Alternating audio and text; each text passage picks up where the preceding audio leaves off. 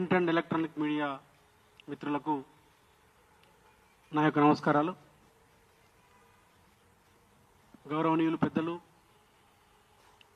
BC ఉద్యమ భీష్మ పితామహులు, సిద్ధాంతకర్త, నాయకుడు,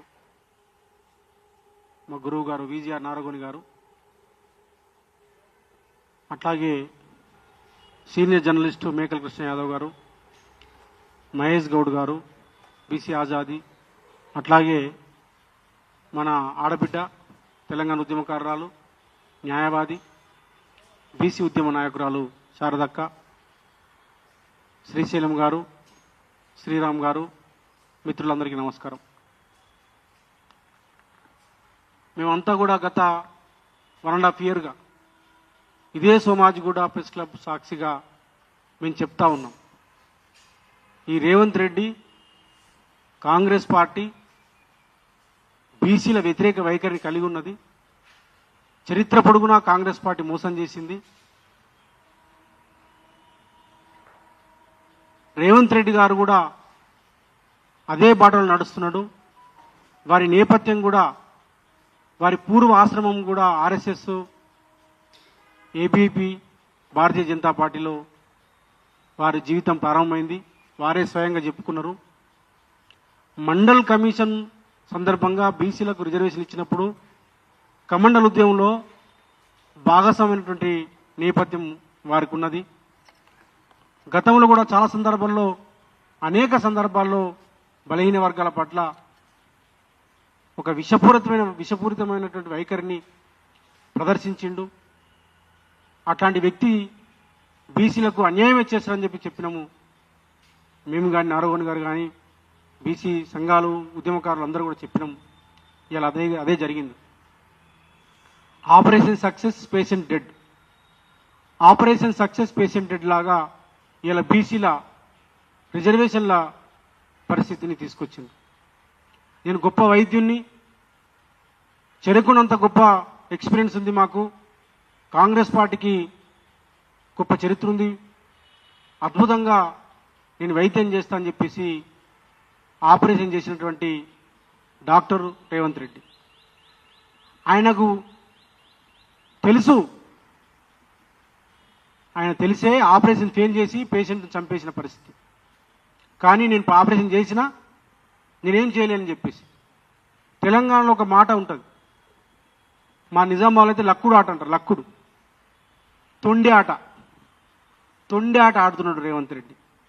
నిస్సిగ్గుగా, దుర్మార్గంగా, ఓపెన్గా మా బలహీన వర్గాల యొక్క ఆస్పిరేషన్స్ని, మా కోరికలు, మా ఆశను,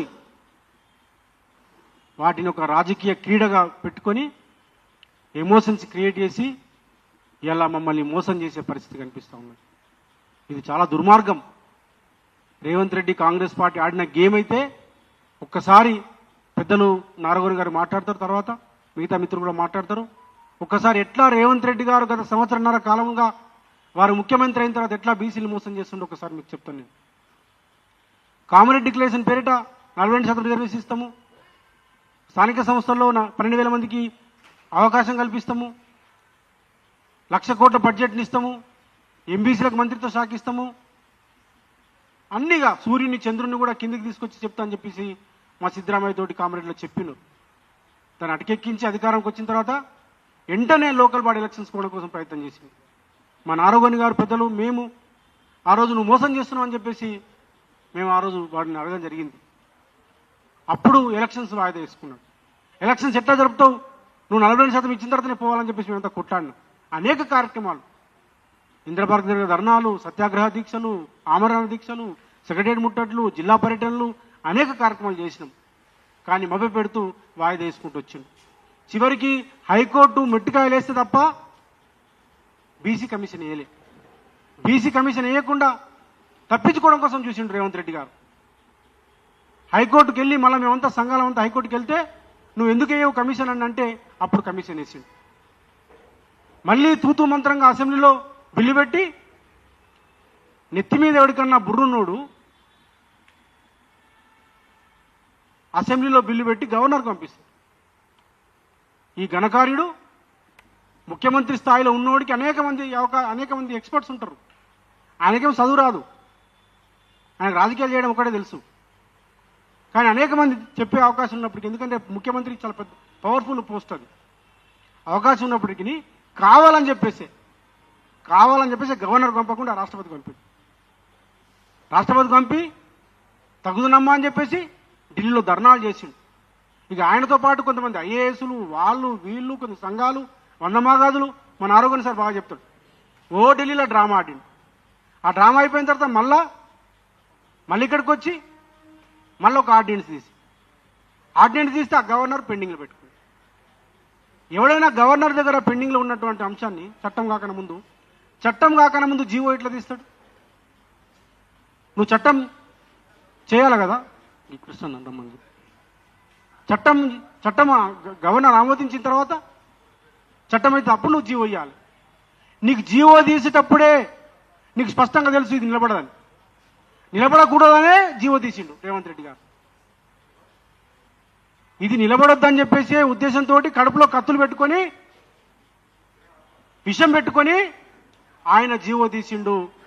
ఆయననే కోర్టులో కేసు వేయించిండు. మాధవరెడ్డి వీళ్ళంతా కూడా ఆయన చుట్టాలు, ఆయన పక్కాలు, వాళ్ళే కోర్టులో కూడా విగిపోయేటట్లు అనేక సందర్భాల్లో రేవంత్ రెడ్డి గారు నరేంద్ర మోడీ గారిని బడేబాయ్ అన్నాడు.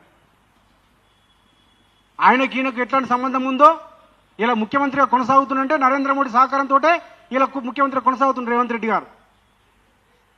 ఒక్కరోజైనా నరేంద్ర మోడీ దగ్గరికి వెళ్ళి బీసీల అంశాన్ని మాట్లాడిండా రేవంత్ రెడ్డి? రాష్ట్రపతికి అన్ని పార్టీలు, బీఆర్ఎస్ పార్టీ, ఈవెన్ తెలంగాణలో బీజేపీ కూడా, దేశంలో వాళ్ళ పరిస్థితి ఎట్లున్నా బీజేపీ కూడా సపోర్ట్ చేసింది బిల్లుకి. అఖిలపక్షంకు మేము వస్తామని చెప్పారు వాళ్ళంతా. ఎందుకు అఖిలపక్షాన్ని నువ్వు రాష్ట్రపతి దగ్గరికి తీసుకుపోలేవు? ఎందుకు అఖిలపక్షాన్ని నువ్వు నరేంద్ర మోడీ దగ్గరికి తీసుకుపోలేవు? అంటే నోటితోటి మాట్లాడి నొసటితో ఎక్కిరించినట్టుగా నీ వైఖరి. ఇది ఎట్లన్నా చేసి ఇది నడవద్దు, ఇది రావద్దు. కక్ష కట్టినట్టు బీసీల మీద కుట్రపూరితంగా మొత్తం బీసీ వ్యతిరేక వైఖరిని కలిగి ఉండి నువ్వు మొత్తం కూడా ఇదంతా కూడా డ్రామా ఆడినవు. రాహుల్ గాంధీ గారికి మరి ఏం తెలుసో తెలియదు. ఆయన రాజ్యాంగం పట్టుకుంటాడు, ఎవరికింత వాటా అంత అంటాడు, వాళ్ళకి ఇవ్వాలంటాడు. మిఠాయి కొందరికి ఏమొస్తారో అందరికి ఇవ్వరా అని చెప్పి అంటాడు. అందరికీ భాగస్వామ్యం ఇస్తుంటాడు. అంబేద్కర్ తర్వాత నేనే అంబేద్కర్ అంటాడు. కానీ ఈ రాష్ట్రంలో ఏం జరుగుతుందో ఆయనకు తెలియదు. తెలిసినా మరి నన్ను ఏం చేయలేని పరిస్థితులు ఉండడో తెలియదు మాకు.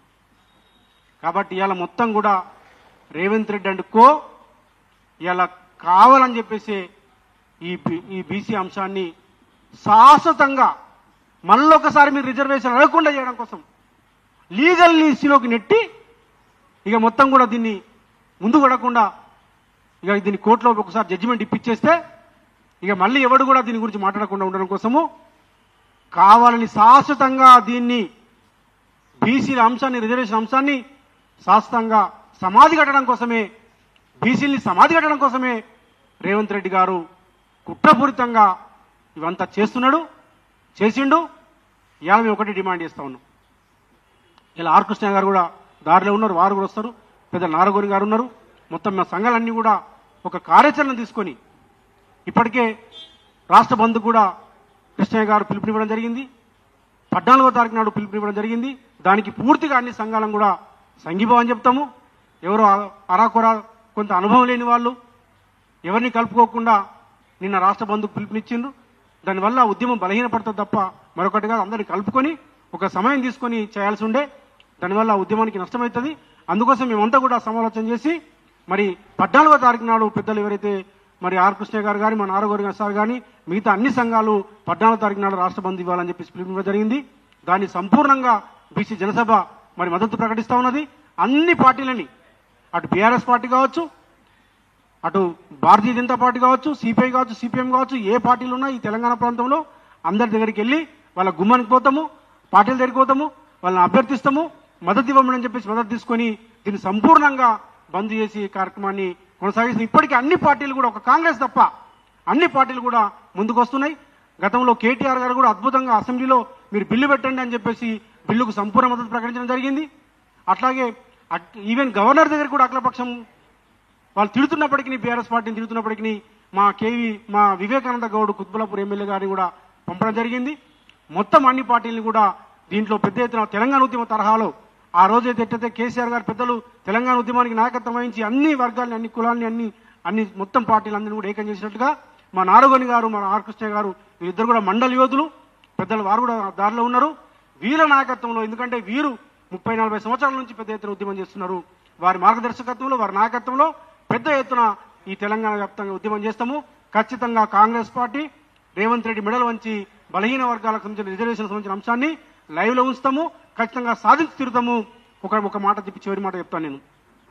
రేవంత్ రెడ్డి నువ్వు తప్పుకోగా, ఇంత మమ్మల్ని ఇబ్బంది పెట్టి, ఇంత బలహీన వర్గాల ఆస్పిరేషన్తో ఆడుకొని ఒక రాజకీయ క్రీడగా మార్చి మమ్మల్ని మోసం చేసినందుకు హైకోర్టులో ఏదైతే నిన్ను వచ్చిందో, ఒక మాట నేను అనొద్దు తెలియదు. గ్రూప్ 1 సంబంధించింది ఎట్లా నువ్వు తెచ్చుకుంటావు, ఎట్లా నువ్వు అనుకూలంగా జడ్జిమెంట్ తెచ్చుకుంటావు, ఢిల్లీలో నువ్వు ఎట్లా పనులు చేసుకుంటావు నరేంద్ర మోడీ తోటి, కోర్టులో నీకు అనుకూలంగా అవసరం ఉన్నప్పుడేమో వ్యతిరేకంగా తీర్పులు వచ్చినా కానీ నువ్వు తెచ్చుకుంటావు, ఉద్యోగాలు ఇస్తావు. ఓకే, మేము కాదంటలేము. మరి బలహీన వర్గాల మీద నీకు ఎందుకంత నిర్లప్తత, ఎందుకంత నిర్లక్ష్యం? ఎందుకు నువ్వు హైకోర్టులో నువ్వు కరెక్ట్గా న్యాయవాదులు పెట్టలేవు? అభిషేక్ సింగ్ అంటోని నువ్వు ఆన్లైన్లో పెడతావా, ఇది తీసుకురావా? బలహీన వర్గాలకు సంబంధించిన అంశం మీద మాట్లాడటం చాలా మంది సోషల్ జస్టిస్ కోసం పనిచేసిన అడ్వకేట్స్ని ఖచ్చితంగా నిన్న జరిగినటువంటి ఈ ఫెయిల్యూర్కి రేవంత్ రెడ్డి అండ్ కాంగ్రెస్ పార్టీ కారణము. మరి మా నాయకులు కూడా, కొద్దిమంది కాంగ్రెస్ పార్టీ నాయకులు, మంత్రులు, వీళ్ళు పాపం వాళ్ళు ఏం చేయలేరు, వాళ్ళు అని కూడా లాభం లేదు. వాళ్ళు కూడా మరి ఏదో వస్తా అని చెప్పేసి అమాయకత్వంతో వాళ్ళు ఉన్నారు తప్ప ఈ రేవంత్ రెడ్డి చేస్తున్నటువంటి ఈ మోసము వాళ్ళు కూడా గ్రహించలేకపోయారు. అందుకోసం మేము ఒకటి డిమాండ్ చేస్తున్నాము, నువ్వు దిగిపో అని చెప్తా ఉన్నావు. సంపూర్ణ బాధ్యత. నేను హైకోర్టులో బీసీలకు వ్యతిరేకంగా తీర్పు రావడానికి ఆయన చేసినటువంటి లోపాలే కావాలని చేసిండు. కాబట్టి నువ్వు దిగిపో అని చెప్పేసి ముఖ్యమంత్రి పదవికి రాజీనామా వేసి దిగిపో అని చెప్పేసి, ఎందుకు దిగిపోవు నువ్వు? నేదురుమల్లి జనార్దన్ రెడ్డి గతంలో 91లో క్యాపిటేషన్ ఫీజుకి వ్యతిరేకంగా హైకోర్టులో తీర్పు వస్తే మా పెద్దల నారగోని గారు కూడా అప్పుడు నాయకులు ఉన్నారు, అప్పుడు రాజీనామా చేసిపోయిండు. నువ్వు కూడా సిగ్గుంటే దిగిపో అని చెప్పేసి ఇవాళ మేము డిమాండ్ చేస్తా ఉన్నాం. పెద్దలు నారగోని గారు మాట్లాడతారు.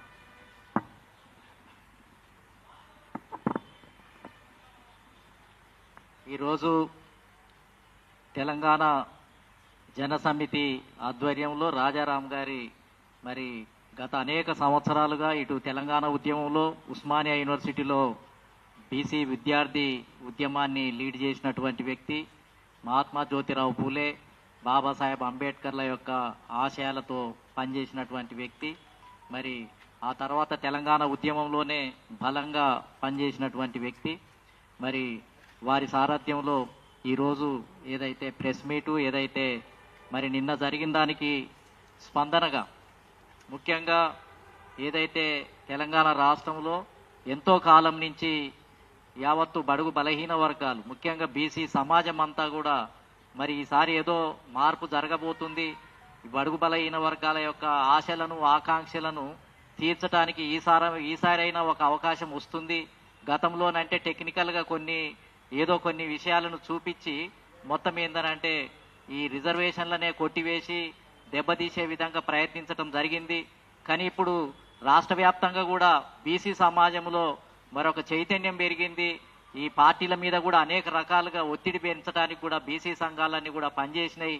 ప్రజల ఆశలనన్నా దృష్టిలో పెట్టుకొని కనీసం కొంత తీర్పులలో కొంత సడలింపు, కొంచెం ఉదారత్వము, మరీ కఠినంగా కొన్ని విషయాల్లో మరీ ఆధారాలనే కాకుండా పేద ప్రజల యొక్క దృష్టినైనా, పేద ప్రజలు కనీసం ఏంటిది అని అంటే ఏదైతే స్థానిక ఎన్నికలు ఉన్నాయో, స్థానిక ఎన్నికలు అనేది అసలు చాలా ముఖ్యమైనవి కావు. స్థానిక ఎన్నికలు అనేది నిజంగా చెప్పాలి అని అంటే లోకల్ బాడీ ఎన్నికలు అనేది చాలా ముఖ్యమైనవి కావు. ఆ చిన్న లోకల్ బాడీ ఎలక్షన్లలో కూడా బడుగు బలహీన వర్గాలకు, బీసీలకు అవకాశం ఇచ్చే విధంగా ఒక ఉదారత్వాన్ని, విశాలతత్వాన్ని ప్రదర్శించకపోతే ఈ కోర్టులు కానీ, ఈ వ్యవస్థలు కానీ కఠినంగా చూసి వాళ్లను మొత్తం ఉన్నట్టుగా గిరిగీసినట్టుగానే బీసీ సమాజాన్ని మొత్తం ఏంటిది అని అంటే గుర్తించకపోవటం అనేది ఈ రోజు మరి గుర్తించాల్సినటువంటి అవసరం ఉంది. రాజ్యాంగంలో ఎన్నో పదాలు ఉన్నాయి, సమానత్వము, అదేవిధంగా న్యాయము, అనేక రకాల పదాలు, దాదాపు లెక్కలేనన్ని ఆర్టికల్స్ ఉన్నాయి. కానీ ఇవన్నీ ఉన్నా కానీ 85% ఉన్నటువంటి ప్రజల యొక్క మొత్తం అభివృద్ధిని, ఆకాంక్షలను, అదేవిధంగా వాళ్ళ యొక్క మొత్తం వాళ్ళకు రావాల్సిన హక్కులు, అధికారాలను కల్పించడంలో రాజ్యాంగ వ్యవస్థనే నిర్వీర్యం చేస్తూ ఏదైతే రాజ్యాంగాన్ని కాపాడాల్సినటువంటి కోర్టులు, వ్యవస్థలు మొత్తం ఏవైతే ఉన్నాయో ఇంత కఠినంగా ఉండాల్సినటువంటి అవసరం ఉందా? ఈ దేశంలో ఒక బడుగు బలహీన వర్గాలు ఆటవిక సమాజంలో ఉంటూ కుల వృత్తులు చేసుకొని అసలు తిండి లేక ఒక అర్ధనగ్నంగా సంచార జాతుల్లాగా ఉంటూ ఇప్పటికీ బ్యూరోక్రసీలో ఒక్క ఉద్యోగాన్ని కలిగి లేకుండా ఒక్క ఏ అవకాశాన్ని పొందకుండా ఉన్నటువంటి కులాలు కోకొల్లలుగా ఉన్నాయి.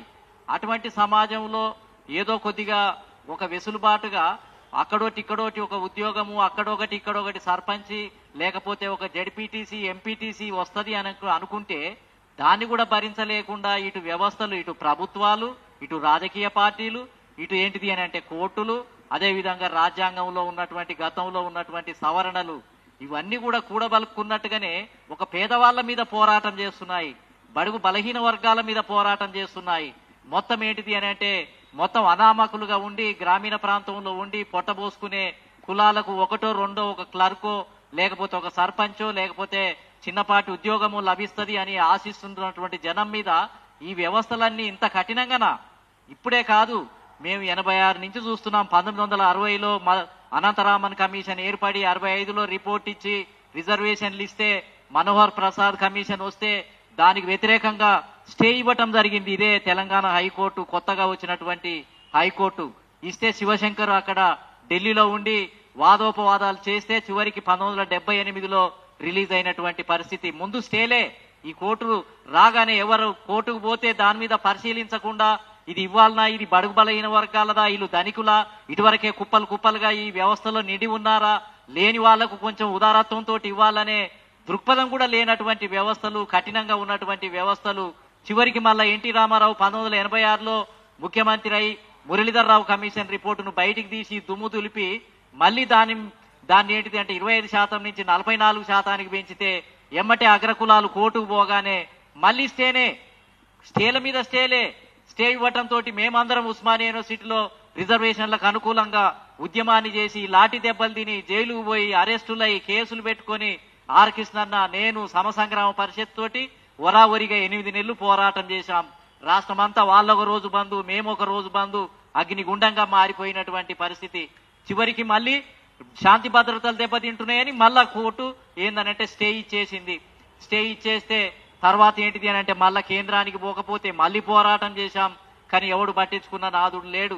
చివరికి కాకా కాలేల్కర్ కమిషన్ కేంద్రంలో బీసీలకు రిజర్వేషన్ల గురించి వేస్తే అక్కడ పార్లమెంటులో చర్చ జరిగి ఇంట్లో తప్పులున్నాయని తప్పులు తడకాని దాన్ని పక్కన పెట్టేస్తే మళ్ళా మండల్ కమిషన్ 1978లో వేసింది. 80లో ఇందిరాగాంధీ ప్రధానమంత్రి ఉంటే ఆమెకిచ్చింది. ఇస్తే మళ్ళీ ఆమె పక్కన పెట్టేసింది. కాంగ్రెస్ పార్టీ పని అంతా ఇదే, నివేదికలు తీసుకోవటం, పక్కన పెట్టడం, మోసం చేయటం, పక్కదారులు వేయటం. ఈ తతంగం అంతా 1960 నుంచి రాష్ట్రంలో జరుగుతుంది. కేంద్రంలో ఏంటిది అనేది స్వాతంత్రం వచ్చిన 52 నుంచి కాకా కాలేల్కర్ కమిషన్ నుంచి మొదలు పెడితే ఏ కమిషన్ కూడా క్లియర్ చేయలేదు, ఎవరికి ఉద్యోగాలు ఇవ్వలేదు, అసలు రిజర్వేషన్లే అక్కర్లేదు అనేది కాంగ్రెస్ పాలసీ. కాబట్టి ఈ విధంగా కాంగ్రెస్ పార్టీ పగబట్టినట్టుగానే మిగతా పార్టీలు పగబట్టినట్టుగానే బీసీలు అంటేనే ఒక మొత్తం ఏంటంటే శత్రు సమూహం లాగా, శత్రు సమాజం లాగా గుర్తిస్తున్నటువంటి పరిస్థితి. ఇప్పటికి నిన్నగాక మొన్న ఇన్ని అనుభవాలు అయినాయి కాంగ్రెస్ పార్టీని. ఇటువంటి చూసే ఉత్తర భారతదేశంలో ములాయం సింగ్, లాలూ ప్రసాద్ యాదవ్, కాన్సీరామ్ గారు లాంటి వ్యక్తులు ఉద్యమాలు చేసి కాంగ్రెస్ పార్టీ యొక్క వైఖరిని బట్టబయలు చేసి దాన్ని ఎండగడితే ఓట్లేసే దిక్కు లేరు. అక్కడి నుంచి కాన్సీరామ్ గారు ఉత్తరప్రదేశ్ లో ఒక దెబ్బ కొడితే ఎక్కడికో పారిపోయి ఇప్పుడు రాహుల్ గాంధీ, అదే విధంగా ప్రియాంక గాంధీ వచ్చి కేరళలో పోటీ చేయాల్సిన పరిస్థితి ఏర్పడింది. కాన్సీరామ్ గారు వేసినటువంటి దెబ్బనే. అప్పుడు కాన్సీరామ్ గారు అధికారంలోకి వచ్చినప్పటి నుంచి ఇంకా కాంగ్రెస్ ఉత్తరప్రదేశ్ లో అధికారంలోకి వచ్చే పరిస్థితి లేదు. ములాయం సింగ్ అధికారంలోకి వచ్చినప్పటి నుంచి ఇంకా మొత్తం తట్టాబుట్ట చదువుకొని బయటకు వచ్చినటువంటి పరిస్థితి. ఇటువంటి చేష్టల వల్లనే మొత్తం ఏందనంటే అధికారాన్ని కోల్పోయింది. ఇక్కడ కూడా ఇప్పుడు ప్రజలు తిరస్కరించడం జరిగింది. కాబట్టి ఇప్పుడు రాక కేసీఆర్ చేసినటువంటి పాపాలు, ఆయన చేసినటువంటి కుటుంబ పరిపాలన, ఆయన ఏదైతే ఈ రాష్ట్రాన్ని అన్ని కులాలకు అన్ని వర్గాలకు రాజ్యాధికారాన్ని పంచిస్తానని మాట ఇచ్చి తెలంగాణ ప్రజలు నమ్మితే ఆయన ఏంటిది అంటే 10 సంవత్సరాలు ఏంటిది అని అంటే అదొక రాచరికము, అదొక కుటుంబం, అదొక 2 కులాల పరిపాలన, అది కొంతకాలం జరిగింది. దాని మీద వ్యతిరేకతతోటి మళ్ళా కాంగ్రెస్ పార్టీకి అధికారం ఇస్తే ఇప్పుడు మళ్ళీ ఏంటిది అని అంటే అదే పరిపాలన. ఏకదాటిగా కాంగ్రెస్ పార్టీ నుంచి ఇన్ని అనుభవిస్తున్నారు. కాంగ్రెస్ పార్టీలో ఉన్నటువంటి 2 అగ్రకులాలు ఎమ్మెల్యే టికెట్లు వాళ్ళే, ఎంపీ టికెట్లు వాళ్ళదే, బడ్జెట్ వాళ్ళదే, కాంట్రాక్టులు వాళ్ళే, మొత్తం అన్ని అడుగడుగున మొత్తం ఏంటిది అంటే కబ్జా పెట్టి అనుభవిస్తున్నటువంటి వాళ్లకు చివరికి ఏంటిది అని అంటే స్థానిక సంస్థలలో కూడా బీసీ సమాజానికి మరి రిజర్వేషన్లు ఇవ్వటానికి మనసు ఒప్పకపోతే, చేతులు రాకపోతే ఎక్కడ ఉంది ఈ ప్రజాస్వామ్యం? ప్రజాస్వామ్యం అంటే ఏంటిది? అన్ని వర్గాలకు అన్ని కులాలకు సర్పంచ్ దగ్గర నుంచి మొదలు పెడితే ఎమ్మెల్యేలు, ఎంపీలు, మంత్రివర్గం, ముఖ్యమంత్రులు, బ్యూరోక్రసీ, సెక్రటేరియట్, అసెంబ్లీ అన్నిట్లలో అన్ని కులాలకు ప్రాతినిధ్యం ఉంటేనే దాన్ని ప్రజాస్వామ్యము అని అంటారు. 2 కులాలే, 2 కులాల ప్రజాస్వామ్యమే ఈ దేశానికి స్వాతంత్రం వచ్చిన కానించి కేంద్రంలో ఒక 2-3 కులాలు, ఇక్కడ ఒక 2-3 కులాలు ఏకదాటిగా పరిపాలిస్తూ మిగిలిన కులాలందరినీ కూడా మొత్తం చట్ట సభలలోకి రాకుండా వీళ్ళందరినీ రాజకీయ బానిసలుగా చేసి నడిపిస్తున్నటువంటి చరిత్రను మనం చూస్తూ ఉన్నాం. కాబట్టి ఇటువంటి చరిత్ర ఇంకెంతకాలం? ఈ రాజకీయ బానిసత్వం ఎంతకాలం? కాబట్టి కాంగ్రెస్ పార్టీ మీద మాకేమీ నమ్మకం లేదు. ముందే తెలుసు ఇన్ని తిరకాసులు వస్తాయి. అసలు జనగణన రాగానే, కులగణన రాగానే కాంగ్రెస్ పార్టీ ఏ విధంగా మోసం చేయడానికి ప్రయత్నం చేసిందంటే నివేదికను తీసుకొని పోయి సప్పట్లు కొట్టించింది. అసెంబ్లీలో కేవలం ఏంటిదంటే నివేదికను ప్రవేశపెట్టి సప్పట్లు కొట్టమని అంటే అందరూ బల్లాలు జరిగి సప్పట్లు కొడితే మొత్తం బయటికి తీసుకొని వచ్చి బయటకు వచ్చేసిండ్రు. మేమందరం ఆశ్చర్యపోయినాం. ఇదేంటి కులగణన వస్తే సప్పట్లు కొట్టడం ఏంటిది, అసలు ఆమోదించడం ఏంటిది, ఇంకా ఏంటిది, అసలు ఈ గవర్నమెంట్ కు ఏమన్నా న్యాయ నిపుణులు తెలుసా, ఏమన్నా పరిపాలన తెలుసా, అసలు ఏమన్నా నాలెడ్జ్ ఉందా అని నేను, ఆర్ కృష్ణన్న, రాజారాం యాదవ్ మొత్తం ఏంటిది అని అంటే బయట మొత్తం సంచలనంగా మొత్తం అన్ని కుల సంఘాలను పెట్టి తిరుగుబాటు చేసి ఈ రాష్ట్ర ప్రభుత్వానికి అవగాహనే లేదు, దీనికి పరిపాలించే శక్తే లేదు, అసలు ఎవడన్నా సప్పట్లు కొడతాడా, బిల్లులు పెట్టాలి, బిల్లులే పెట్టనటువంటి ప్రభుత్వానికి పరిపాలించే అర్హత లేదని చెప్పితే మళ్ళా అడావుడికి ఏంటిది అని అంటే ఫిబ్రవరిలో 2 బిల్లులు తయారు చేసింది. ఒకటి విద్యా ఉద్యోగ రంగాల్లో రిజర్వేషన్లను 42% పెంచుతూ 25% నుంచి మళ్ళా సర్పంచ్ స్థానిక ఎన్నికలలో కూడా 42% పెంచుతూ 2 బిల్లులను ఏంటిది అని అంటే అసెంబ్లీలో పెట్టినటువంటి పరిస్థితి. అసెంబ్లీలో పెట్టి మొత్తం ఏంటిది అని అంటే అక్కడ కూడా మళ్ళా జనాభా లెక్కలు సక్రమంగా లేవు. మొత్తం ఏంటిది అంటే గుండుగుత్తగా ఎంత శాతం ఉన్నది అని 46%, 56% అని అట్లా చెప్తుంది. కానీ గౌడుల జనాభా ఎంత, యాదవుల జనాభా ఎంత, లేకపోతే ముదిరాజులది ఎంత, పద్మశాలిలది ఎంత, నాయి బ్రాహ్మణులది ఎంత అని సపరేట్ గా పుస్తకాలు తయారు చేసి పెట్టమని అడిగితే అవన్నీ దాంట్లో గోప్యంగా ఉంచుతాము అని కొంతకాలం చెప్పిండ్రు. తర్వాత నిలదీసేటప్పటికి ఎమ్మెల్యేలు అవన్నీ తర్వాత చేస్తాము, తప్పనిసరిగా మా దగ్గర ఉన్నాయి, మేము సరైన సమయంలో ప్రకటిస్తామని మళ్ళీ మోసమే. అంటే జనాభా లెక్కలు కూడా దొంగ లెక్కలు, తప్పుల తడక. కాబట్టి దాన్ని బయట పెడితే ఎక్కడ పరుగు పోతుందో ఒకదానికొకటి టాలీ కాదు, ఆ దొంగ లెక్కలకు ఒకదానికొకటి టాలీ కాదు. కాబట్టి అవి పెట్టడానికే ధైర్యం లేదు ఇప్పుడు. కాబట్టి కాంగ్రెస్ పార్టీ మళ్ళీ ఒక 10% ముస్లిం సమాజాన్ని తీసుకొని వచ్చి దానికి ఒక డ్రామా. ఇంతకుముందు ముస్లింలు అని అంటే నూరు భాష లేకపోతే దూదేకులు అని 1% లోపలనే రిజర్వేషన్లు మా బీసీ సమాజంలో ఉండేది. ఇప్పుడు అకస్మాత్తుగా 10% క్రియేట్ చేసి ఒక డ్రామా కాంగ్రెస్ పార్టీ. అంటే 10% ఉంటారు ఆ వెనుకబడ్డ కులాలు బీసీలలో. ఆ ఇటువరకు ఆ 2-3 కులాల ఉన్న వాళ్లను రాజశేఖర్ రెడ్డి ఒక డ్రామా ఆడి 10 కులాలకు పెంచిండు దాన్ని ముస్లిం కులాలలో. మొత్తం ఏంటిది అంటే బీసీ అంటేనే రిజర్వేషన్లు అంటేనే కులం ఆధారంగా, ఒక కులంలో సామాజిక వెనుకబాటుతనం, విద్యా వెనుకబాటుతనం ఉంటేనే ఆ కులానికి రిజర్వేషన్లు ఇవ్వాలనేది కాన్సెప్ట్. కాకపోతే నూరు భాష ఈ దూదేకుల అనేది కొంత గ్రామీణ ప్రాంతంలో వెనుకబడి ఉంది అని ఏదో కొంత దాంట్లో చేరిస్తే మేము కూడా చూడనట్టుగా ఉన్నాం. కానీ ఇప్పుడు ఏకంగా 10% తీసుకొచ్చి పెడితే అసలు ఇంట్లో ఉన్న నాయి బ్రాహ్మణులు ఎక్కడ పోవాలి, కుమ్మర్లు ఎక్కడ పోవాలి, కమ్మర్లు ఎక్కడ పోవాలి? కాబట్టి ఈ రకంగా అడుగడుగున మోసం చేసి మొత్తం ఏంటిది అంటే దాన్ని విధ్వంసం చేసి చివరికి ఏంటిది అని అంటే చివరికి ఆ వాదోపవాదాలలో చాలా విషయాలు నిన్న మొన్న జరిగితే మేము అనుకున్నాం ఎంతో కొంత హైకోర్టు ధర్మాసనం కొంత కన్సిడరేషన్ చేసే అవకాశం ఉంది.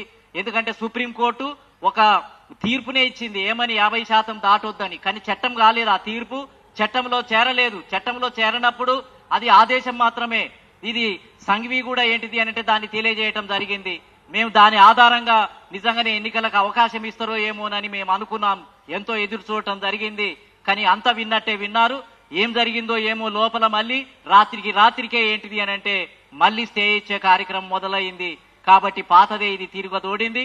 కాబట్టి ఇక మేము ఇప్పుడు ఈ వ్యవస్థల మీద వీళ్ళ మీద నమ్మకం పెట్టి 78 సంవత్సరాలుగా తిరుగుతూనే ఉన్నాం, వేడుకుంటూనే ఉన్నాం, మోసపోతూనే ఉన్నాం, ఓడిపోతూనే ఉన్నాం. కాబట్టి ఇది ప్రజాక్షేత్రంలోనే తీర్చుకోవాలి. ఇప్పుడు ఇంకా బంధులు ఇవి అవి అనేది కాకుండా గ్రామంలోకి ఇప్పుడు ఉన్నటువంటి బీసీ సంఘాలు నాయకులు బీసీలను ఒక జాతీయోద్యమంగా, బీసీలకు ఏంటిది అని అంటే ఒక స్వాతంత్ర పోరాటంగా, ఇది బానిసత్వంలో ఉన్నటువంటి సమాజం, దీన్ని విముక్తి చేయడానికి గ్రామీణ ప్రాంతంలోకి వెళ్ళి మొత్తం గ్రామాలనే విముక్తి చేయడానికి, చైతన్యం చేయడానికి ఒక జేఏసీ రూపంలో మరి యువకులు ఇప్పుడు రాజారాం యాదవ్ లాంటి వాళ్ళు యువకులు ఉన్నారు. వాళ్ళను ముందు పెట్టి వెనకాల మేమందరం కూడా ఆర్ కృష్ణ లాంటి వాళ్ళం మేమందరం కూడా ఉండి ఈ రాష్ట్రంలో ఖచ్చితంగా తాడో పేడో తేల్చుకుంటాం. ఎన్నికల ద్వారానే తేల్చుకుంటాం, ఓటు విప్లవం ద్వారానే తేల్చుకుంటాం. కొన్ని దేశాలలోనైతే అసలు నేపాల్ లాంటి రాష్ట్రంలో తగులబెడుతున్నారు, రాళ్లేస్తున్నారు, ఎమ్మడిబడి కొడుతున్నారు. కానీ మేమేంటిది అని అంటే బాబాసాహెబ్ అంబేద్కర్ వారసులం కాబట్టి ఓటు ద్వారా వీళ్ళని ఏంటిది అని అంటే వీళ్ళను ఓడించాలి, వీళ్ళకు తగిన బుద్ధి చెప్పాలనే సిద్ధాంతంతో ఇప్పుడు గ్రామాలకు పోవటమే ఒకటే మార్గం, ప్రజలలోకి వెళ్ళటమే ఒకటే మార్గం. కాబట్టి ఈ 2-3 రోజులలో మిగతా సంఘాలతోటి కూడా మాట్లాడి, ఆర్ కృష్ణతోటి కూడా మాట్లాడి, మిగతా 30-40 సంఘాలు ఉన్నాం, బేసిజాలకు పోకుండా సమన్వయంతో సోదర భావంతో మనకు లక్ష్యం బీసీ సమాజాన్ని దృష్టిలో పెట్టుకునే మనం దీన్ని సాధించడం కోసమే ముందుకు పోవాలని చెప్పి అనుకుంటున్నాం. ఖచ్చితంగా అది సాధిస్తాము అని చెప్పి సందర్భంగా తెలియజేస్తున్నాను. ధన్యవాదాలు నారాయణ సార్ గారు. ఇప్పుడు ఒక 2 నిమిషాల్లో కృష్ణన్న వస్తుండే ఆన్ ద వేలో ఉన్నాడు. ఒక 2 నిమిషాలు మన మిత్రులు మాట్లాడతారు, తర్వాత కృష్ణన్న మాట్లాడతాడు. ఆల్రెడీ దగ్గరకు వచ్చిండు. మీ ప్రెస్ మిత్రులు కూడా కొంచెం వెయిట్ చేయాలని కోరుతా ఉన్నాం. మహేష్ గౌడ్ గారు ఒక 2 నిమిషాలు మాట్లాడతారు.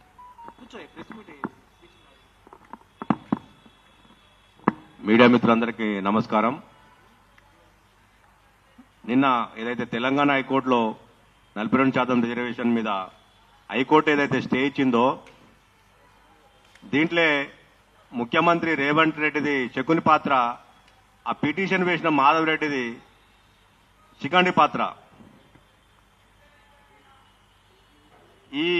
దీనికి అంతటి కారణం కూడా ముఖ్యమంత్రి రేవంత్ రెడ్డి. నేను ఎందుకు చెప్తా ఉన్నానంటే 9th షెడ్యూల్లో దీన్ని చేర్చి రాజ్యాంగ సంబంధించిన 9th షెడ్యూల్లో చేర్చి ఆమోదించాల్సిన ఈ బిల్లుని ఆధారబాధారగా అసెంబ్లీలో మళ్ళా చట్ట సవరణ చేసి గవర్నర్ ఆమోదం లేకుండానే జీవో తీసుకొచ్చిండు. చాలా మంది మొర్రో అని చెప్పుకుంటూనే ఉన్నారు, ఇది 9th షెడ్యూల్లో పెడితేనే ఇది నిలబడితే లేకపోతే ఉండదని. రేవంత్ రెడ్డి ముఖ్య ఉద్దేశం ఏంటంటే ఏదో కల్పిస్తున్నాము, ఏదో చేస్తున్నామని డ్రామా సృష్టించి, అదేవిధంగా ఎన్నికలు జరగకుండా ఈ కోర్టులు కొట్టేసి ఎన్నికలు జరగకుండా తప్పించుకొని ఏదైతే కాంగ్రెస్ పార్టీ హైకమాండ్ ఇతని మీద అయితే వ్యతిరేకత ఉందో ఇతను ముఖ్యమంత్రి తీసేస్తారని అది తప్పించుకోవడానికి ఇదంతా చేసిందనేది స్పష్టంగా కనబడతా ఉంది.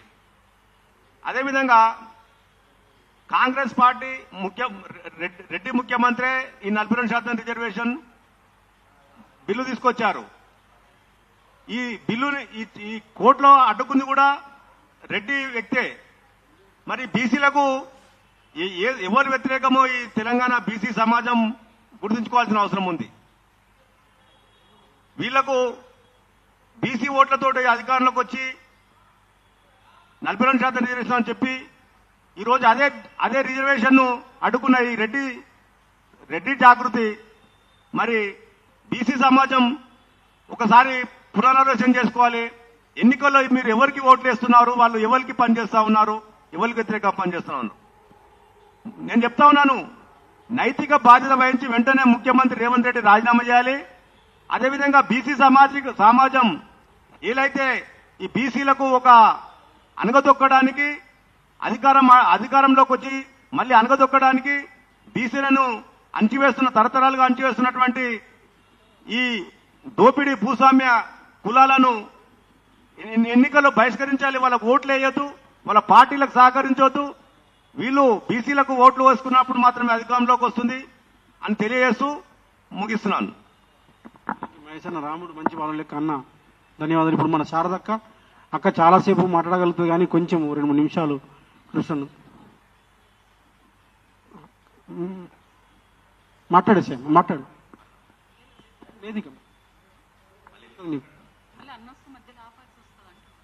మళ్ళీ మాట్లాడకపోతే నాకేం తెలియదు. కృష్ణన్న మాట్లాడు.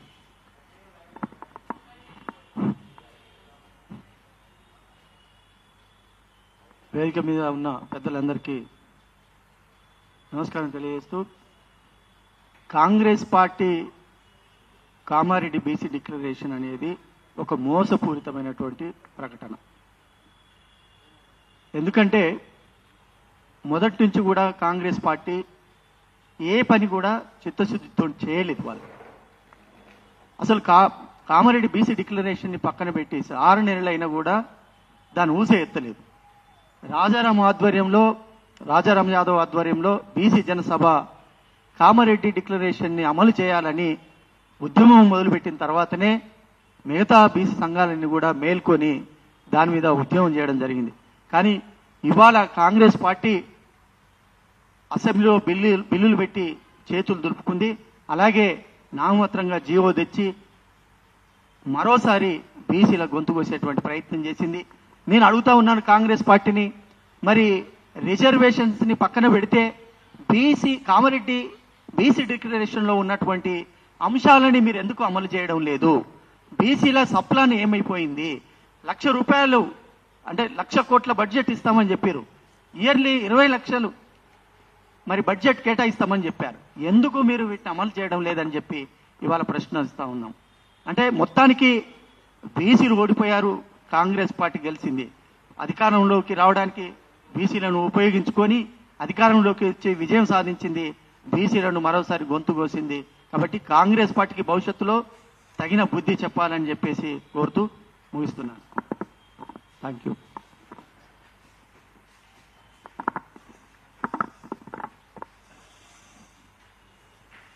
కృష్ణన్న మాట్లాడే ముందు శారదాకు ఒక 2-3 నిమిషాలు ముగించు.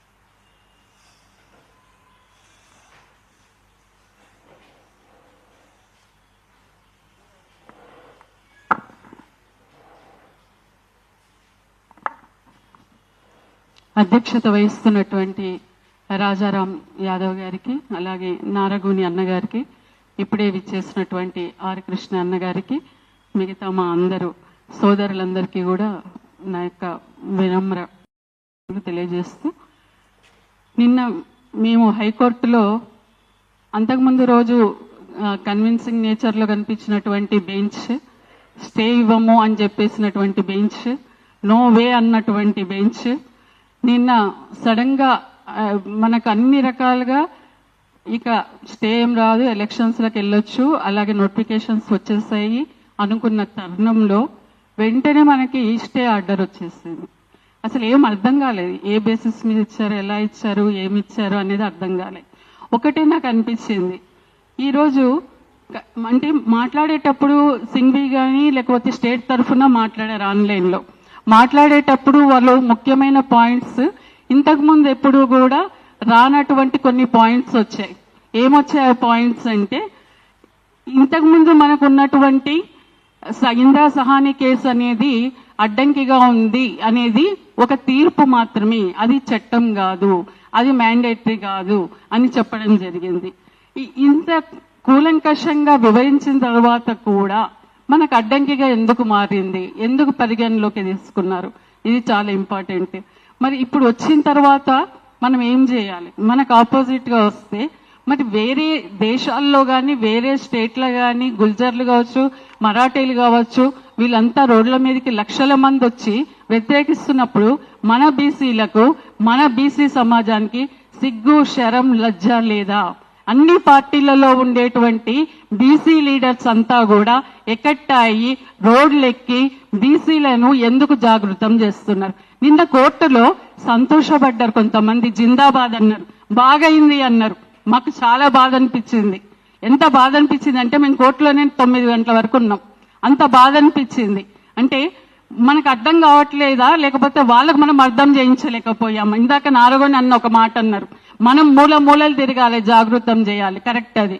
ఎందుకంటే మీకు 42% ఎందుకు, 42% మీకే ఇస్తే మా పరిస్థితి ఏంది అని ఏమీ తెలియని ఒక లేడీ అడ్వకేట్ నన్ను ప్రశ్నించింది.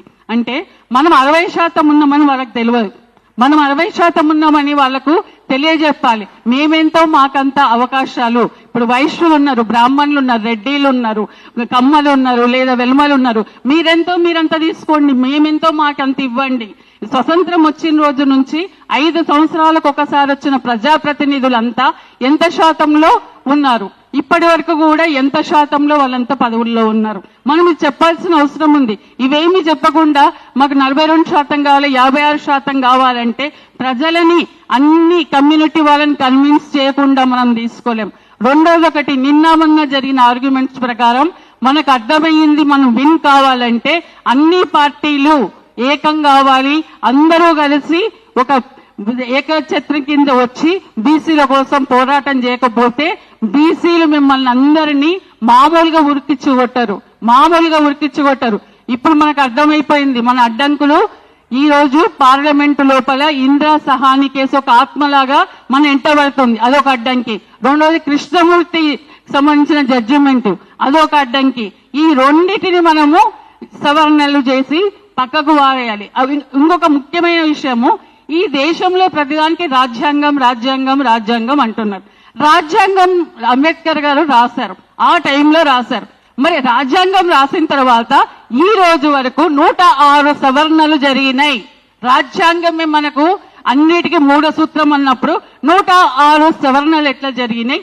ఈబీసీ రిజర్వేషన్లు ఏ చర్చ లేకుండా, ఏ వాదోపవాదాలు లేకుండా, ఏమీ లేకుండా ఒక 10% వచ్చేసి ఆ క్యాప్ను తొలగించినా కూడా మనం ఎందుకు కన్విన్స్ చేయలేకపోతున్నాం, ఎందుకు మనం ఎత్తుకపోతున్నాము అనే ఒక భ్రమ లోపల మిగతా సమాజం ఉంది.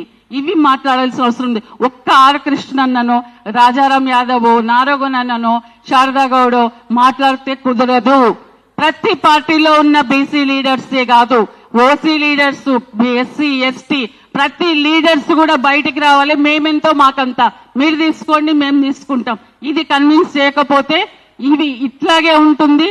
చాలా గొడవలు, ఒకరితో ఒకరం గొడవలు పడుకుంటూ ఇంకెప్పుడు తన్నుకుంటూ మనకి ఏ రకమైనటువంటి రాజ్యాధికారం అంటున్నాం కానీ ప్రజాస్వామ్యంలో మన వాటా, మన భాగం మనము ఏ రకంగా గుంజుకోవాలని ఆలోచించాలి. ఇంకా అడుక్కోవడం ఏంది? న్యాయస్థానాల్లో ఉండే వాళ్ళు ఎవరు? సుప్రీంకోర్టులో ఎస్సీ వర్గీకరణ సంబంధించినప్పుడు ఒక ప్యానెల్లో ఫస్ట్ టైం ఉన్నప్పుడు కొంతమంది ఏమన్నారు జడ్జెస్ అంటే, ఆ దాంట్లో ఎక్కువ మంది ఉన్న దాంట్లో నా వర్గం వాళ్ళు, నా కులం వాళ్ళు నింటే ఈ తీర్పు ఇట్లా రాకుంటుండే అన్నారు. అంటే ఈ రోజు కూడా పదే మా కృష్ణన్ అంటాడు, మరి ఆ బెంచ్ లోపల మా బీసీలు పెద్ద మొత్తంలో ఉనింటే ఇట్లాంటి తీర్పులు రావు కదా, మా బీసీలకు, అడ్వకేట్లకు, జడ్జెస్ కి వాటా లేదు అంటుంటాడు. అది సత్యం. ఆ ప్యానెల్లో, ఆ బెంచ్ లో మా ఓబీసీ జడ్జెస్ ఉంటే ఇట్లాంటి తీర్పులు వచ్చేవి కావు.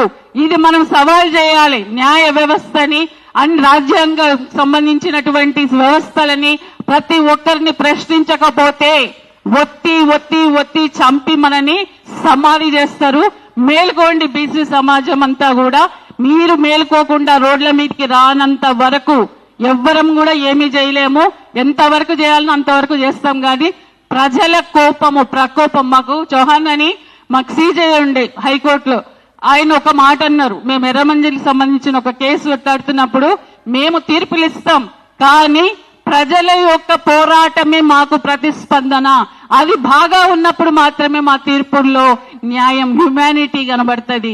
కాబట్టి మీ పోరాటం అక్కడ చేయండి, మా తీర్పులు ఇక్కడ హ్యూమన్ కైండ్ తో వస్తాయి, హ్యుమానిటీ ఉంటుంది మా తీర్పుల్లో అన్నాడు. సో ఇప్పుడు చేయాల్సింది బీసీ సమాజం రోడ్ల మీదకి వచ్చి పోరాటం. మీ ఏరియాలో ఉన్న ప్రతి ప్రజానాయకుడు పార్టీలకు అతీతంగా వాళ్ళ ఇళ్ల మీదకి పోయి ఏమంటారు ఇప్పుడు చెప్పండి.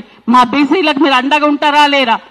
ఎస్సీ ఎస్టీ బీసీ మైనార్టీలను కూడా మనం కలుపుకోవాల్సిన అవసరం ఆసన్నమైంది. జై బీసీ. మిత్రులు రామకోటి ముదిరాజు ఒక 2 నిమిషాలు ప్లీజ్. ఈ యొక్క కార్యక్రమానికి అధ్యక్షత వహిస్తున్నటువంటి రాజారామణ గారికి, ముఖ్య అతిథులుగా విచ్చేసినటువంటి జాతీయ బీసీ సంక్షేమ సంఘం అధ్యక్షులు ఆర్ కృష్ణన్న గారు, ఈరోజు సంక్షేమ సంఘం నుంచి కీలకమైనటువంటి నిర్ణయం తీసుకున్నారు. ఆడివేడిగా జరుగుతున్నటువంటి విషయం ఏందో రాష్ట్ర ప్రజలందరూ కూడా తెలుసు. ఎందుకంటే మేము 60% ఉన్నటువంటి బీసీలకు 42% రిజర్వేషన్లు ఇవ్వడం అనేటటువంటిది దుర్మార్గం. అయినప్పటికీ కామారెడ్డి డిక్లరేషన్లో ఏదైతే మాట ఇచ్చారో ఆ మాట ప్రకారంగా వాళ్ళ ఇష్టం ప్రకారంగానే 42% రిజర్వేషన్లు అమలు చేశారు. మేము ఏమంటున్నామంటే చట్టబద్ధమైనటువంటి అసెంబ్లీ. ఎందుకంటే ఏదానికైనా ఓ చట్టం ఉంది, ఓటేయడమే ఓ చట్టం. ఓటేసినాం, మీరు ఎమ్మెల్యే అయినరు, మళ్ళీ ఆ ఎమ్మెల్యేలు ముఖ్యమంత్రిని ఎన్నుకున్నారు. ఆషమాషి వ్యక్తి అల్లటప్ప కాయిదాలు ఏరుకున్నటోడు రిజర్వేషన్లు ఇయ్యలే, ముఖ్యమంత్రి ఇచ్చిండు. ముఖ్యమంత్రి రిజర్వేషన్లు ఇచ్చినప్పుడు సిగ్గు శరం సీము రక్తం ఏమైనా ఉండాలనా? కోట్ల తీసుకొని పోయి మమ్మల్ని అవమానపరిచేసి ఇస్తరాకులు వేసేసి ఇస్తరాకులు గిన గుంజేసినట్టు అవమానపరిస్తే బీసీలో అవమానపడతాను అనుకుంటున్నావా? బీసీలో అవమానానికి ఆత్మగౌరవానికి ఎప్పుడు కూడా పోరాటం అనేటటువంటిది తెలంగాణ రాష్ట్రాన్ని చూసి మీరు ఆలోచించాలి. తెలంగాణ ఉద్యమంలో నీళ్లు నిధులు నియామకాలు అనేటటువంటి ఉద్యమం పెద్ద ఎత్తున లేచినందుకే ఈ రోజు తెలంగాణ రాష్ట్రం ఏర్పాటు చేసుకున్నటువంటి వ్యక్తులం బీసీలం. మళ్ళా అమరులో అయినటువంటి వ్యక్తులు కూడా బీసీలే. అటువంటి బీసీలకు అన్యాయం జరిగితే మాత్రం తెలంగాణ రాష్ట్రంలో బీసీ రాష్ట్రం ఏర్పాటు చేసుకుంటాం బిడ్డ. రాష్ట్రంలో బీసీ రాష్ట్రం రావాలి. దీంట్లోనే తెలంగాణలో సగం ఉన్నాం కాబట్టి సగం రాష్ట్రం మాదే. మీకు మాకు సంబంధం లేదు, గోడ కట్టుకుందాం. సిగ్గు శరం లేనటువంటి పరిస్థితులు ఉన్నాయి. కోట్ల మేము ఇంప్లూడ్ అయినటువంటి వ్యక్తులం. నా పేరు అల్లంపల్లి రామకోటి, తెలంగాణ బీసీ సంక్షేమ సంఘం రాష్ట్ర అధ్యక్షుడు. నేను కూడా ఇంప్లూడ్ అయినటువంటి వ్యక్తిని సమీక్షించకుండా స్టేట్లు ఇస్తావు నువ్వు? చదివినావా? మాది రాంగ్ ఉందా, నీది రాంగ్ ఉందా? స్టేట్లు ఇస్తావు నువ్వు? మాది 20-30 మంది మేము సంఘాలము ఇంప్లూడ్ అయినటువంటి వ్యక్తులను ఒక్క కూడా చదవకుండా నువ్వు స్టే ఇచ్చినావు. సిగ్గుచేటు నిన్న రోడ్లు బ్లాక్ అయిపోయినాయి. మన హైకోర్టు ముందల పెద్ద ఎత్తున ధర్నాలు ఉద్యమాలు జరిగినాయి. మాకు చట్టసభలో రిజర్వేషన్ లేవు. పార్లమెంట్ లో బీసీ బిల్లు పెట్టమని కృష్ణన్న దాదాపు 30 నుంచి 40 సార్లు జంతర్ మంతర్ దగ్గర ధర్నాలు చేసినాం, ఉద్యమాలు చేసినాం, పోరాటాలు చేసినాం. మేము పోరాటాలకు వనుకొచ్చినాం, ఓట్ల ఎన్నిక వనుకొచ్చినాం. ఓట్లు వేసి యంత్రాలుగా, పల్లెకిలు మోసే బోయిలుగా, జిందాబాదులు కొట్టే రాజకీయ నాయకులుగా మీరందరూ ఎదిగిపోండి, మేము మాత్రం మీకు ఊడకం చేసుకుంటూనే ఉంటాం అనుకుంటున్నావా? ఖబర్దార్, 42% రిజర్వేషన్ల జోలికి వస్తే మాత్రం రాష్ట్రం అగ్నిగుండం చేస్తాం. ఆర్ కృష్ణ పిలుపు మేరకు తెలంగాణ రాష్ట్రంలో ఇలా పిట్ట పీచుమని వెళ్ళేది, కాకి కావుమని వెళ్ళేది. 14 తారీఖు నాడు పెద్ద ఎత్తున బంధుకు పిలిపించారు. ఆ బంధుకు సంపూర్ణంగా మేమందరం మద్దతుగా ఉంటాం. ఆర్ కృష్ణ గారి ఈ పిలుపు మేరకు అన్ని పార్టీలు కూడా మేము అడుగుతలేం, బిచ్చం అడుగుతలేం. మేము ఓట్లేస్తే మీకు గద్దెనెక్కినటువంటి పార్టీలను అడుగుతున్నాం. అందుకే పార్టీలకు సైతం మాకు సపోర్ట్ చేసి బీసీలు అనేటటువంటి ఓట్లు ఎవరైతే తీసుకున్నారో వాళ్ళందరూ కూడా బీసీలకు సపోర్ట్ చేయవలసిందే. విద్యా సంస్థలు కావచ్చు, వ్యాపార సంస్థలు కావచ్చు, ప్రతి ఒక్కరు కూడా బీసీలకు సపోర్ట్ చేసి 14 తారీఖు నాడు బంధు పిలుపుకి జయప్రదం చేయాలని చెప్పేసి కోరుకుంటూ ధన్యవాదాలు తెలుపుకుంటున్నా. జై బీసీ, జై బీసీ. రామూర్తి యాదవ్ టైగర్, ఒక 2 నిమిషాలు.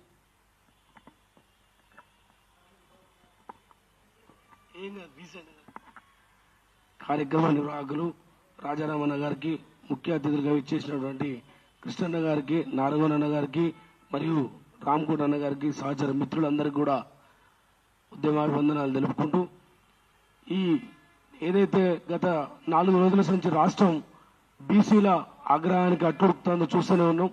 అందులోని భాగంగానే ఈ నెల 14వ తారీఖు నాడు కృష్ణన్న గారి ఆధ్వర్యంలో అన్ని కుల సంఘాలను కలుపుకొని రాజకీయ పార్టీలకు అతీతంగా అందరూ కూడా ఈ బంద్లో పాల్గొని విజయవంతం చేయాల్సిందిగా విజ్ఞప్తి చేస్తూ, రాజారామన్న గారు దీనికి ప్రధాన ఎవరైతే ఉన్నారో ఈ కుల సంఘాలు, విద్యార్థి సంఘ నాయకులు, యువజన సంఘ నాయకుల బాధ్యతలు కూడా రాజారామన్న గారు తీసుకోవాలని చెప్పి విజ్ఞప్తి చేస్తున్నాం. ఎందుకంటే తెలంగాణ ఉద్యమానికి, తెలంగాణ ప్రత్యేక రాష్ట్ర ఏర్పాటుకు రాజారామన్న మామూలు పాత్ర కాదు. అది తనని ఎంతో కష్టపడి ఈ రాష్ట్రాన్ని సాధించిన దాంట్లో అన్న మేమందరం కూడా దగ్గరకు చూసేది అన్నతోటి. అంతే విధంగా ఈ రాబో బీసీలకు రాజ్యాధికారం అనే ఉద్యమంలో కూడా తను ముందుండాలని విజ్ఞప్తి చేస్తూ 14వ తారీఖు నాడు రాజారామన్న కూడా ఈ కార్యక్రమంలో ప్రధాన భాగంగా ముందుండి నడిపించాలని విజ్ఞప్తి చేస్తూ, అన్ని కుల సంఘాలు కూడా ముందడికి వచ్చి విద్యా సంస్థలు స్వచ్ఛందంగా ముందడికి రావాలి. అదేవిధంగా వ్యాపారవేత్తలు ప్రధానంగా ఒకటి విజ్ఞప్తి చేస్తున్న ఈ మీడియా ద్వారా రాజారామన్న ప్రోగ్రాంలో బీసీలలో ఎవరైతే ఆర్థికంగా స్థిరపడ్డారో లాయర్లు, డాక్టర్లు, వ్యాపారవేత్తలు అందరూ కూడా మీరు మీ కంట్రిబ్యూషన్ ఉండాలని చెప్పి చేతులు జోడించి విజ్ఞప్తి చేస్తున్నాం. ఎందుకంటే మనం ఇప్పుడు కనుక నిశ్శబ్దంగా ఉంటే మన భవిష్యత్ తరాలన్నీ కూడా మనకు భిక్షాటన చేయాల్సిన పరిస్థితి వస్తుంది. 10% ఈడబ్ల్యూఎస్ ఉన్నాక కూడా కామారెడ్డి ఎమ్మెల్యే గారు ఇప్పుడే మాట్లాడుతున్నారు మీడియాలల్లో, మాకు కూడా ఓసీలకు కూడా బీసీల లాగా రిజర్వేషన్లు ఇస్తే ఇక మాకు పంచాయతీలు ఉండవు, సరిపోతుంది, మేము గొడవలు చేయమని చెప్పి మాట్లాడుతున్నాడు. అంటే కడుపు నిండినోడు కూడా కడుపు ఒక ఏమంటుండంటే మీ కడుపు మీద కొడతాం, ఉన్నది మొత్తం గుంజుకుంటాం అన్నట్టుగా మాట్లాడుతున్నాడు. కాబట్టి ఆర్థికంగా స్థిరపడ్డ వాళ్ళందరికీ విజ్ఞప్తి చేస్తున్నా, మీ అందరూ కూడా ఎంతో కొంత కంట్రిబ్యూట్ చేసి జిల్లాలల్లా రాష్ట్రం మొత్తాన కూడా ఈ ఉద్యమానికి సహకరించాల్సిందే విజ్ఞప్తి చేస్తూ 14వ తారీఖు నాడు బంద్ను విజయవంతం చేయాల్సిందిగా మరొకసారి చెప్పుకుంటూ ఈ అవకాశం ఇచ్చిన రాజారామన్నకు ధన్యవాదాలు తెలుపుకుంటున్నా. జై బీసీ. అంజీ యాదవ్ బీసీ యువజన సంఘం అధ్యక్షులు.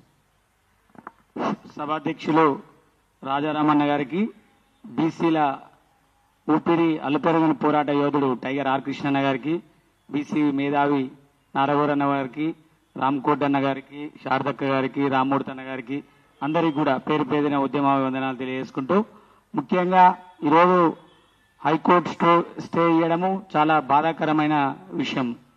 ఈరోజు ముఖ్యమంత్రి గారికి అనేక మార్లు ఢిల్లీకి వెళ్తూ ఉంటారు. వేరే వేరే విషయాలు కలిసినప్పుడు ప్రధానమంత్రిని కలుస్తారు. ప్రధానమంత్రి నన్ను అప్రిషియేట్ చేసిండు, మీ గురువు గారు ఇక్కడ ఉన్నాడని అనేక అంశాలు చెప్తా ఉన్నారు. కేంద్ర మంత్రిని కలుస్తూ ఉంటారు. కానీ బీసీ ఇష్యూ 42% వచ్చినప్పుడు మాత్రం జంతర్ మంతర్ గుర్తొస్తుంది, అక్కడ ధర్నా గుర్తొస్తుంది. అంటే దీంట్లో ఉన్న ఆంతర్యం ఏంది? రెండోది, ఈరోజు ఒక ఇష్యూని నిజంగా సాల్వ్ చేయాలి, లేకపోతే దీన్ని కల్పించాలనుకుంటే ఫస్ట్ రాష్ట్రం ఇష్యూ కాబట్టి రాష్ట్రంలో ఉన్న పార్టీలకు అతీతంగా నాయకులని, కృష్ణన్న లాంటి, నారగోనన్న లాంటి ఉద్యమకారుల్ని వాళ్ళు కూర్చోబెట్టి అఖిలపక్ష సమావేశం ఏర్పాటు చేసి ఉద్యమ కార్యాచరణ తీసుకెళ్లి చేయాలి. దానికి ఏమనిపిస్తుంది అంటే, అరే ఒక ప్రొసీజర్ ప్రకారం ఉంటుంది, కానీ ఎవరిని సంప్రదించకుండా ఇలా చేయడము. రెండోది, ఈరోజు ఫస్ట్ నుంచి కూడా ఈ 42% రిజర్వేషన్ కామారెడ్డి డిక్లరేషన్ ఇవ్వడం ద్వారానే వాళ్ళు అప్పటి వరకు ఎలక్షన్లో గట్టించడానికే తప్ప ప్రతి ఇష్యూలో కూడా నామినేటెడ్ పదవులలో కానీ, లేకపోతే పోస్టులలో కానీ, మంత్రి పదవులలో కానీ, లేకపోతే లాస్ట్కి వచ్చే ఈ కులగణన దాంట్లో కూడా డెడికేషన్ కమిషన్ వేయకపోతే కృష్ణన్న గారు హైకోర్టు వేయడం ద్వారా డెడికేషన్ కమిషన్ వేసిరు. ఇక్కడ ఇప్పుడు ప్రభుత్వము చేస్తా ఉందని చెప్తా ఉన్నారు, కానీ ఈ చర్యలు వాళ్ళు వెళ్లే పద్ధతిని చూస్తే బీసీ వ్యతిరేక చర్యలే కనిపిస్తా ఉన్నాయి. ఈరోజు అన్ని పార్టీలు ఉన్న బీసీ నాయకులు తెలంగాణ ఉద్యమం ఒకసారి గుజ్జర్లు, జాట్లు ఏ విధంగా ఉద్యమం చేసిరో ఆ ఉద్యమాన్ని ఒకసారి మన అందరం కూడా గుర్తు చేసుకొని పార్టీలకు అతీతంగా, అన్నిటికి అతీతంగా మనం రోడ్ల మీదకి వచ్చి ఈ 14 తారీఖు బంద్ని అన్ని పార్టీలు ఉన్న నాయకులు, బీసీ నాయకులు అందరూ రోడ్ల మీదకి వస్తేనే ఈరోజు మన పవర్ ఏందనేది జాతీయ స్థాయిలో కూడా వినపడుతుంది. ఒకసారి తెలంగాణ ఉద్యమాన్ని మనం అందరం ఆదర్శంగా తీసుకోవాలి.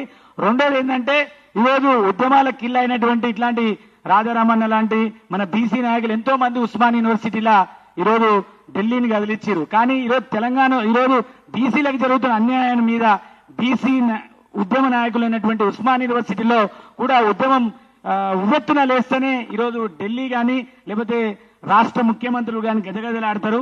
అది లీడ్ తీసుకోవాలని చెప్పి ఒక తమ్మునిగా రాజారామన్న గారిని కోరుతా ఉన్నాను. ఇప్పుడు కృష్ణన్న మాట్లాడే ముందు ఒకసారి అభివాదం చెప్పుకుంటారు.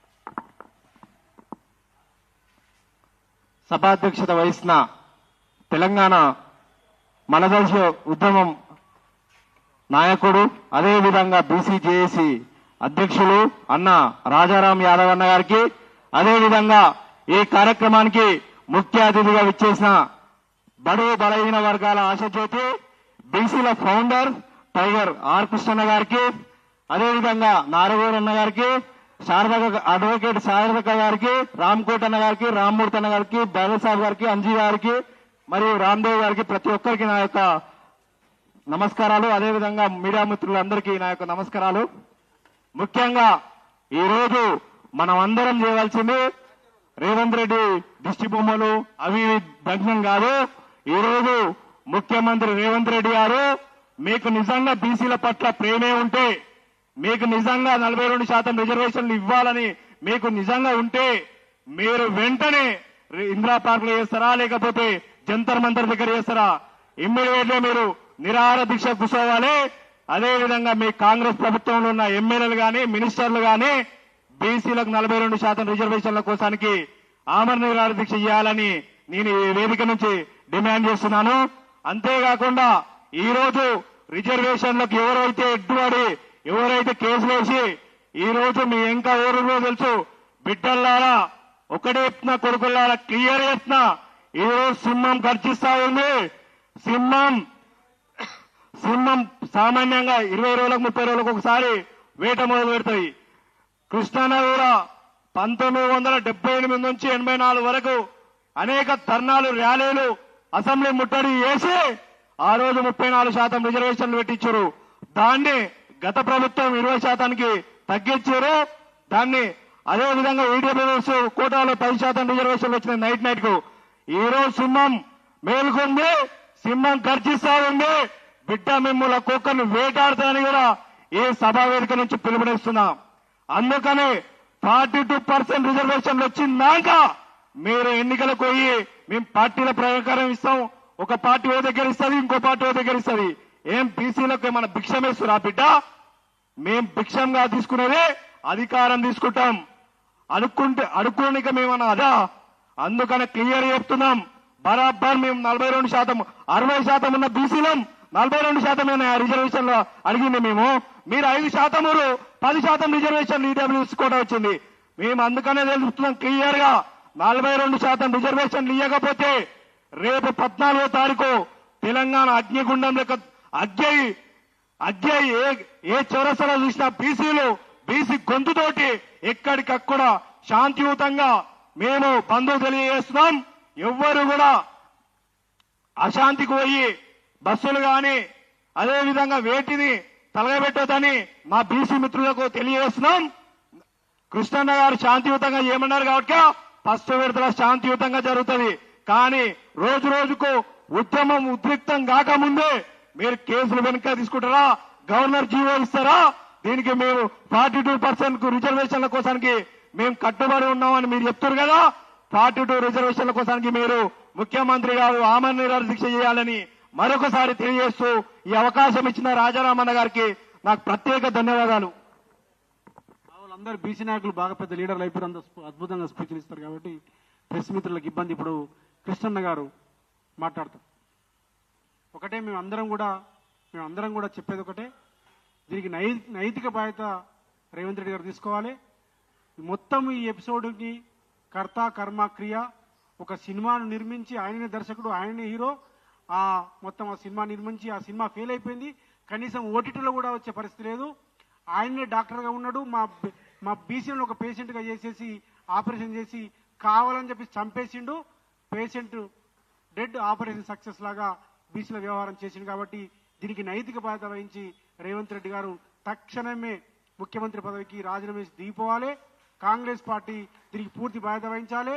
అందుకోసమే 14వ తారీఖు నాడు పెద్దలు కృష్ణన్న గారు, నారగోని గారు, అన్ని సంఘాలు మొత్తం కూడా 14వ తారీఖు నాడు పెద్ద ఎత్తున బంద్ చేయబోతా ఉన్నాము. ఈ బంద్కు విద్యా సంస్థలు, వ్యాపార సంస్థలు అందరూ కూడా సహకరించాలని చెప్పేసి, అట్లాగే పెద్దలు కృష్ణన్న గారి నాయకత్వంలో, నారగోని గారి నాయకత్వంలో అందరం కూడా అన్ని పార్టీల దగ్గరికి వెళ్తాము. కేసీఆర్ గారు, కేటీఆర్ గారికి, అట్లాగే బీజేపీ కానీ, మరి సిపిఐ కానీ, సిపిఎం కానీ, సిద్ధాంతాలకు అతీతంగా, రాజధానులకు అతీతంగా అన్ని పార్టీలకు, మరి ఈవెన్ ఎంఐఎం పార్టీని కూడా కలిసి దీనికి సంపూర్ణ మద్దతును అడుగుతాము. మరి అన్నను మాట్లాడాల్సిందిగా కోరుతా ఉన్నాం.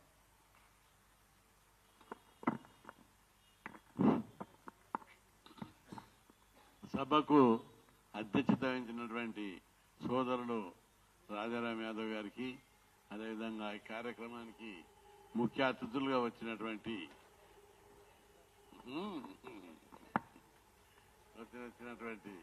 మన గురించి చాలా రోజులుగా పోరాడుతూనే ఉన్నాడు. ఇంకా ఆయనకి ఏ అవసరం లేదు నారగోని గారికి. అంత వెల్ సెటిల్డ్ హాయి ఉండేటటువంటి దశలో కూడా కమిట్మెంట్ తోటి ఈ వర్గాలకు ఏదో ఒకటి చేయాలనే కమిట్మెంట్ తోటి ఆయన మా ముందుకు యువకుల కంటే ముందు వస్తున్నాడు. దాన్ని చూసి యువకులు బీసీ నాయకులందరూ నేర్చుకోవాలని చెప్పి విజ్ఞప్తి చేస్తున్నారు. అదేవిధంగా రామ్కోటికి, అంజీ, సతీష్, డాక్టర్ మన అడ్వకేట్ గారికి, ఫైర్ బ్రాండ్ అడ్వకేట్ రామ్మూర్తి గారికి, మహేష్కు, అందరికీ పేరు పేరున నా యొక్క హృదయపూర్వక నమస్కారం. ఈ హైకోర్టు ఇచ్చినటువంటి స్టే ఎంత అన్యాయంగా ఇచ్చిందంటే అందరూ రాష్ట్రంలో ఉన్న వాళ్ళందరూ నివ్వెరపోతున్నారు. ఏమిరా ఒక రోజు ముందు స్టే ఇవ్వనని సాక్షాత్ హైకోర్టు ప్రకటించేది. స్టే అడిగిన వాళ్ళు నో ఈ దశలో మేము ఇవ్వము, ఎన్నికల షెడ్యూల్ ప్రకటించారు, ఎన్నికల నోటిఫికేషన్ రేపు ఇవ్వబోతున్నారు, ఇట్లాంటి స్థితిలో మేము స్టే ఇవ్వమని చెప్పి హైకోర్టు ఓపెన్ గా బహిరంగ సభలో ప్రకటించినట్టు ప్రకటించారు. రాష్ట్ర ప్రజలందరూ కూడా విన్నరు. చెవులారా కోట్లాది మంది ప్రజలు విన్నారు. ఆ తర్వాత ఏమైందో ఏమో, రాత్రికి రాత్రే ఏం మాయ చేసిర్రో, ఏ నాయకుడు మాయ చేసిర్రో, ఎవరి ఒత్తిడో తెల్లారి మొత్తం సీన్ మారిపోయింది. స్టే ఇచ్చాడు అన్న ఎవరు ఊహించని విధంగా స్టే ఇవ్వడం చూసి రాష్ట్రంలోని బీసీలందరూ తిరగబడ్డారు. స్టే ఇవ్వడానికి ఎలాంటి హేతుబద్ధమైన కారణాలు లేవు. ఎందుకంటే రెండు బలమైన కారణాలు స్టే రిజెక్ట్ చేయాలి. ఒకటి, ఫస్ట్ ఎన్నికల నోటిఫికేషన్ ఇచ్చినాక స్టే ఇవ్వడానికి వీల్లేదు. అది సుప్రీంకోర్టు చెప్పింది. ఎన్నికల కమిషన్ ఓ రాజ్యాంగబద్ధమైన సంస్థ. ఓసారి ఎన్నికల నోటిఫికేషన్ వచ్చినాక కోర్టులు జోక్యం చేసుకోరాదు అని చెప్పి ప్రకటించింది. ఎన్నికల నోటిఫికేషన్ ఇచ్చినాక ఫస్ట్ పాయింట్, నోటిఫికేషన్ ఇచ్చినాక స్టే ఇవ్వద్దన్నది సుప్రీంకోర్టు ఆదేశం. ఇది ఎక్కడ కూడా ఇవ్వడం లేదు, ఇది ప్రపంచంలో కూడా ఎక్కడ జరగదు. ఇక రెండవ పాయింట్, 30 బీసీ సంఘాలు ప్రముఖులైనటువంటి వాళ్ళు కేసులు వేశారు. మొత్తం ఇంప్లీడ్ చేసి కేసులు వేశారు. ఆ కేసుల యొక్క వాదన ప్రముఖులైనటువంటి వాళ్ళు వేశారు. మంచి మంచి అడ్వకేట్లను పెట్టుకున్నారు. ప్రముఖ పర్సనాలిటీ, ఎంపీలు, ఎమ్మెల్యేలు, నాయకులు చాలా మంది కేసులు వేశారు. వారి వాదనలు ఒక్కటి కూడా వినకుండా ఏకపక్షంగా స్టే ఇవ్వడం అనేది చాలా దుర్మార్గం అని చెప్పి ఈ సందర్భంగా నేను గుర్తు చేస్తున్నా. దీనికోసం రాష్ట్రంలో ఉన్న బీసీలు బగ్గుమంటున్నారు. బీసీలు అంటే బీసీలు తినే అన్నం నోటికాడ ముద్ద లాక్కున్నారు. ఎన్నికలను నోటిఫికేషన్ పడ్డాక చాలా జాగాల నామినేషన్లు కూడా వేశారు. నామినేషన్లు పొద్దునేస్తే సాయంత్రము స్టే ఇచ్చారు. కాబట్టి ఇది చాలా దుర్మార్గము.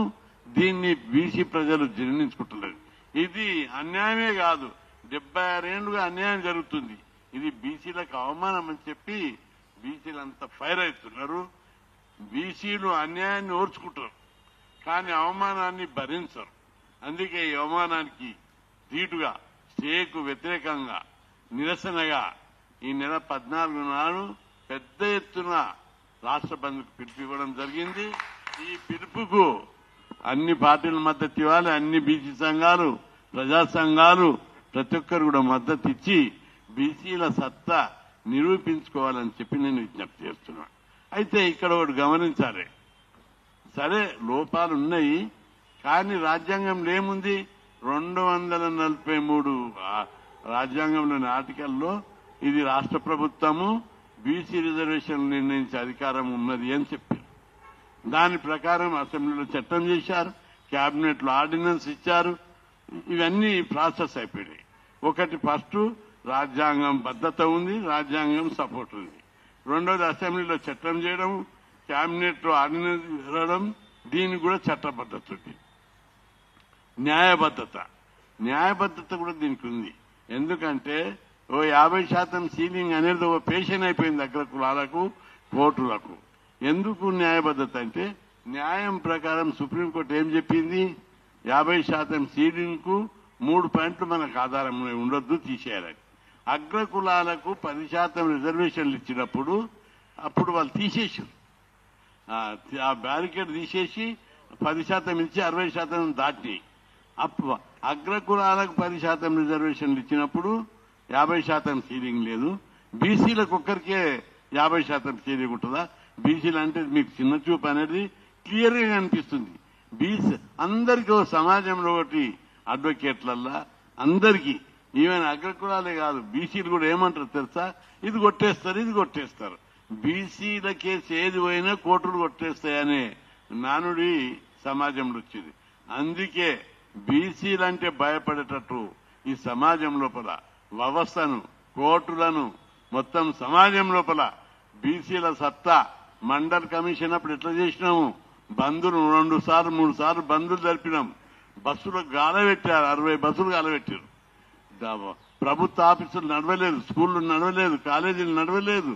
మొత్తం ఎక్కడికక్కడ ప్రజా జీవితం స్తంభించిపోయింది. ఇప్పుడు కూడా మనవి చేస్తున్నా, ఈ బంధును అందరూ సహకరించాలి, రాజకీయ పార్టీలు సహకరించాలి, వ్యాపారస్తులు సహకరించాలి.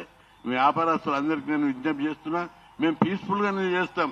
ఏ షాపును వలగొట్టొద్దని చెప్పిన అందరికీ, ఎవ్వరు కూడా షాపుల మీద దాడులు చేయొద్దు, పలగొట్టొద్దు, పీస్ఫుల్ గా చెప్పండి బంద్ చేసుకోమని. వాళ్ళే మనకు కోఆపరేట్ చేస్తారు. తప్పనిసరి షాపులు బంద్ చేస్తారు, వాళ్ళు కోఆపరేట్ చేస్తారు. ప్రభుత్వ ఆఫీసులు, స్కూళ్లు, కాలేజీలన్నీ కూడా బంద్ చేయాలని చెప్పి విజ్ఞప్తి చేస్తున్నాం. నిత్యావసర వస్తువులు, మెడికల్ షాపులు తప్ప అన్ని కూడా బంద్ చేయాలని చెప్పి విజ్ఞప్తి చేయడం జరుగుతుంది. అయితే ఇక్కడ 50% సీలింగ్ మీద మనం క్లారిటీ ఇవ్వాలి ఈ సమాజానికి. విద్యా మండల్ కమిషన్ తీర్పు అప్పుడు 3 జడ్జీలు 50% క్యాప్ పెట్టారు.